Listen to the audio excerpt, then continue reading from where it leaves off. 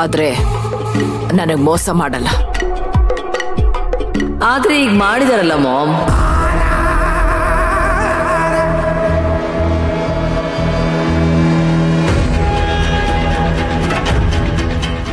ಮೋಸ ಮಾಡಿದ್ದಾರ?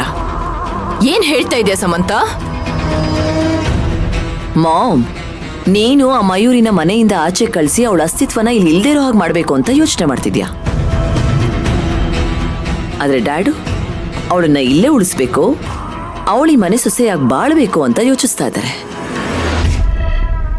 ಅದಕ್ಕೆ ನಿನಗ್ ಗೊತ್ತಾಗ್ದಿರೋ ಹಾಗೆ, ನಿನಗ್ ಹೇಳ್ದಿರೋ ಹಾಗೆ ಅವರಿಬ್ರನ್ನು ಕುಂದಾಪುರದ ಬೀಚ್ ರೆಸಾರ್ಟ್ಗೆ ಹನಿಮೂನ್ ಕಳಿಸಿದ್ದಾರೆ.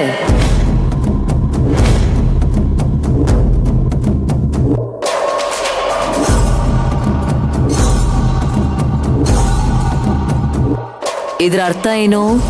ಅವಳು ಮಕ್ಕಳನ್ನ ಎತ್ಕೊಂಡು ಪರ್ಮನೆಂಟ್ ಆಗಿ ಇಲ್ಲೇ ಇರಬೇಕು ಅಂತ ತಾನೆ? ಇದು ಮೋಸ ಅಲ್ವಾ ಮಾಮ್?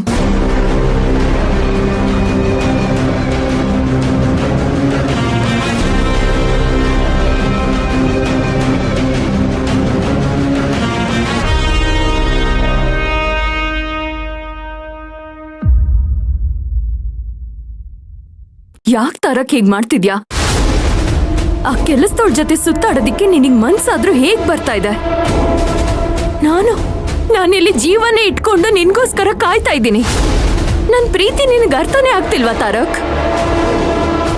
ನಿನ್ನ ಮದ್ವೆ ಆಗ್ಬೇಕು, ನಿನ್ ಜೊತೆ ಸಪ್ತಪದಿ ತುಳಿಬೇಕು, ಜೀವನ ಪೂರ್ತಿ ನಿನ್ ಜೊತೆ ಹೆಜ್ಜೆ ಇಡ್ಬೇಕು ಅಂತ ಕನ್ಸ್ ಕಟ್ಕೊಂಡು ಕಾಯ್ತಾ ಇದ್ದೀನಿ ನಾನು. ಆದ್ರೆ ಯಾಕೋ ಆ ಕನ್ಸ್ಗಳು ಕನ್ಸಾಗೆ ಉಳ್ದೋಗತ್ತೆ ಅಂತ ಅನ್ನಿಸ್ತಾ ಇದೆ. ಇಲ್ಲ, ಹಾಗಾಗೋದಿಕ್ ನಾನ್ ಬಿಡೋದಿಲ್ಲ.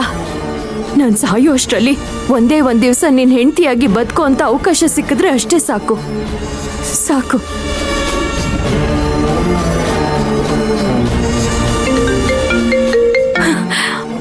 ನೋಡು, ಮೊಬೈಲ್ ರಿಂಗ್ ಆಗ್ತಿದೆ. ಅಂದ್ರೆ ನನ್ ಕನ್ಸು ನನ್ಸಾಗತ್ತೆ ತಾರಕ್, ಕನ್ಸು ನನ್ಸಾಗತ್ತೆ. ಹೇಳು ಮೇಡಮ್ ಅವರೇ, ನೀವು ಹೇಳ್ದಾಗೆ ಮಾಡಿದ್ದೀನಿ. ಮೊದಲು ಸಮಂತ್ ಅವ್ರ ಹತ್ರ ಅವರಿಬ್ರು ರೆಸಾರ್ಟ್ಗೆ ಹೋಗಿರೋ ವಿಷಯನ ಹೇಳ್ದೆ. ಅದನ್ನ ಕೇಳ್ತಿದ್ದಾಗೆ ಅವ್ರು ಶಾಕ್ ಆದ್ರು. ಅದನ್ನೋಗಿ ರಾಜೇಶ್ವರಿ ಮೇಡಮ್ ಹತ್ರ ಅವರೇ ಹೇಳಿದ್ರು. ಎಸ್, ನನಗೂ ಅದೇ ಬೇಕಾಗಿತ್ತು. ವಿಷಯ ಕೇಳ್ತಿದ್ದ ಹಾಗೆ ರಾಜೇಶ್ವರಿ ಹೇಗೆ ರಿಯಾಕ್ಟ್ ಮಾಡಿದ್ರು? ವಿಷಯ ಕೇಳ್ತಿದ್ದಾಗೆ ಕೋಪ ಮಾಡ್ಕೊಂಡ್ರೆ ಹೊರ್ತು ಏನೂ ಮಾತಾಡ್ಲಿಲ್ಲ. ಈಗ ಅವ್ರು ಕೋಪ ಮಾಡ್ಕೊಂಡಿರೋದು ನೋಡಿದ್ರೆ ಯಜಮಾನ್ರು ಇಲ್ಲ ಅವರಿಬ್ರು ಬಂದ್ರೆ ಬ್ಲಾಸ್ಟ್ ಆಗೋದಂತೂ ಗ್ಯಾರಂಟಿ. ಹಾಗಾದ್ರೆ ಈಗ ಮನೆಯಲ್ಲಿ ಮತ್ತೊಂದು ಕುರುಕ್ಷೇತ್ರ ಯುದ್ಧ ನಡೆಯುತ್ತೆ ಅನ್ನು? ಖಂಡಿತ ಮೇಡಮ್. ಅಖಿಲ ಮತ್ತೆ ಸಮಂತ ರಾಜೇಶ್ವರಿ ಅಮ್ಮವ್ರ ಹತ್ರ ದೊಡ್ಡ ಯಜಮಾನ್ರ ಬಗ್ಗೆ ಏನೇನೋ ಹೇಳ್ತಾ ಇದ್ರು. ಅದನ್ನ ಕೇಳಿಸ್ಕೊಂಡು ಅವರೆಷ್ಟು ಕೋಪ ಮಾಡ್ಕೊಂಡಿರ್ಬಹುದು ನೀವೇ ಊಹೆ ಮಾಡ್ಕೊಳ್ಳಿ. ಈ ಮನೇಲಿ ಆ ಮಯೂರಿ ಕಂಡ್ರೆ ಪ್ರೀತಿ ಇರೋದು ತಾರಕ್ ಸರ್ಗೆ ಮತ್ತೆ ದೊಡ್ಡ ಯಜಮಾನ್ರಿಗೆ ಮಾತ್ರ. ಇನ್ಯಾರಿಗೂ ಅವ್ರ ಮುಖ ಕಂಡ್ರೇನೆ ಆಗೋದಿಲ್ಲ. ನನ್ನ ತಾರಕಗೂ ಅವಳ ಮೇಲೆ ಪ್ರೀತಿ ಇಲ್ಲ ರೇಣುಕಾ. ಅವ್ರ ಅಮ್ಮನ್ಗೆ ಅವಮಾನ ಮಾಡ್ಬೇಕಲ್ವಾ?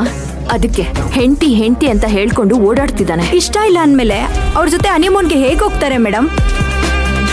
ಇನ್ನೊಂದ್ಸಲ ಹನಿಮೂನ್ ಅಂದ್ರೆ ಚೆನ್ನಾಗಿರೋದಿಲ್ಲ. ತಾರಕ್ ಜೊತೆ ಹನಿಮೂನ್ಗೆ ಹೋಗೋದು ಈ ಅಮಿತಾ ಮಾತ್ರ. ಅವನು ಅವಳ ಜೊತೆ ಹೋಗಿರೋದು ಕೂಡ ಅವ್ರ ಅಮ್ಮನ ಹೊಟ್ಟೆ ಉಡ್ಸೋದಿಕ್ಕೆ. ಅವರಿಬ್ರು ಮಧ್ಯೆ ಏನು ನಡೆದಿರೋದಿಲ್ಲ. ಆ ಕಾನ್ಫಿಡೆನ್ಸ್ ನನಗಿದೆ. ನೀವ್ ಹೇಳ್ದಾಗೆ ಆದ್ರೆ ಸಾಕು ಮೇಡಮ್. ಆದಷ್ಟು ಬೇಗ ಈ ಮನೆಗೆ ಬಂದು ಸೊಸೆ ಅನ್ನೋ ಪಟ್ಟದ ಮೇಲೆ ಕೂತ್ಕೊಳ್ಳೋದೆ ನನ್ನ ಆಸೆ ಮೇಡಮ್. ನನ್ನ ಆಸೆನೂ ಅದೇ ರೇಣುಕಾ. ಇನ್ ಸ್ವಲ್ಪ ದಿನ ಅಷ್ಟೆ, ಆಮೇಲೆ ಆ ಮಯೂರಿ ಔಟ್, ಈ ಅಮಿತಾ ಇನ್. ಸರಿ, ತಾರಕ್ ಮನೆಗೆ ಬಂದ್ಮೇಲೆ ನನಗೆ ಇನ್ಫಾರ್ಮ್ ಮಾಡು. ಸರಿ ಮೇಡಮ್.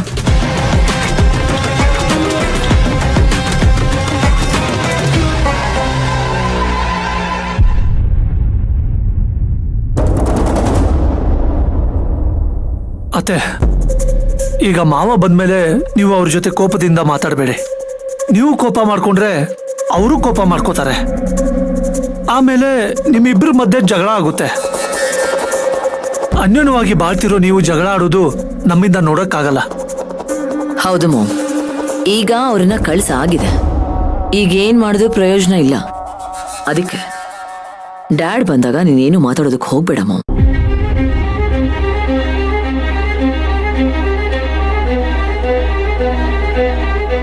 ನನ್ನ ಕಣ್ಮುಂದೆನೆ ಅನ್ಯಾಯ ನಡೀತಾ ಇದ್ರೆ ಅದನ್ನ ನೋಡ್ದೇನೆ ಕಣ್ ಮುಚ್ಕೊಂಡು ಕೂತ್ಕೊಂತ ಹೇಳ್ತಾ ಇದ್ದೀರಾ?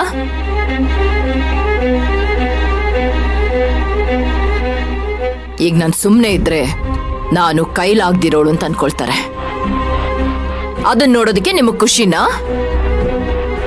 ಮಾಮ್, ನಾವ್ ಹೇಳ್ತಿರೋದು ಹಾಗಲ್ಲ ಮಾಮ್.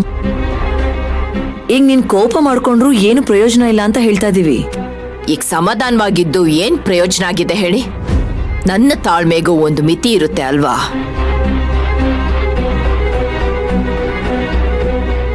ಅದನ್ ಮೀರಿದ್ರೆ ಕೋಪ ಬಂದೇ ಬರುತ್ತೆ ಅಲ್ವಾ? ಅದಕ್ಕೆ ತಕ್ಕ ಹಾಗೆ ನಡ್ಕೋತೀನಿ.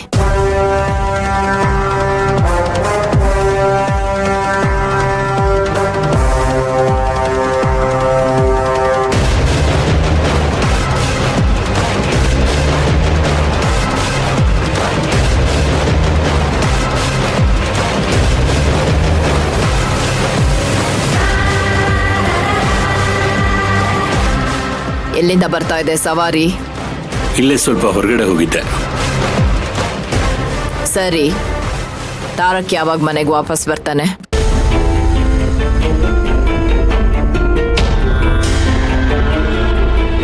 ಹೊರಗಡೆ ಹೋಗಿರೋ ನಿನ್ಗೂ ಗೊತ್ತು ತಾನೆ. ಬರ್ತಾರೆ ಬಿಡು. ಹೋದವರು 3 ದಿನ ಆದ್ರೂ ಮನೆಗ್ ಬಂದಿಲ್ಲ. ಇಂಥ ಕಡೆ ಇದ್ದೀವಿ ಅಂತಾನೂ ಹೇಳಲಿಲ್ಲ. ಹೀಗಾದ್ರೆ ನಾವೇನಂತ ತಿಳ್ಕೊಬೇಕು? ನನಗೆ ನನ್ನ ಮಗನ್ ನೋಡ್ಬೇಕು, ಅವನ ಜೊತೆ ಮಾತಾಡ್ಬೇಕು ಅನ್ನೋ ಆಸೆ ಇರಲ್ವಾ? ಒಂದ್ ಕಡೆ ಹೋದ್ಮೇಲೆ ಇಷ್ಟೇ ದಿವ್ಸಕ್ಕೆ ಬರಕ್ಕಾಗತ್ತೆ ಅಂತ ಹೇಗೆ ಹೇಳಕ್ಕಾಗತ್ತೆ ರಾಜೇಶ್ವರಿ? ಹೋಗ್ಲಿ, ಅವ್ರೇನ್ ಚಿಕ್ಕ ಹುಡುಗ್ರ, ಸಂತೋಷವಾಗಿದ್ದು ಬರ್ತಾರೆ ಬಿಡು. ಅವರಿಬ್ರು ಸಂತೋಷವಾಗಿರ್ಲಿ ಅಂತಾನೆ ಅಲ್ವಾ ಬೀಚ್ ರಿಸಾರ್ಟ್ಗೆ ಹನಿಮೂನಿಗೆ ಕಳ್ಸಿರೋದು.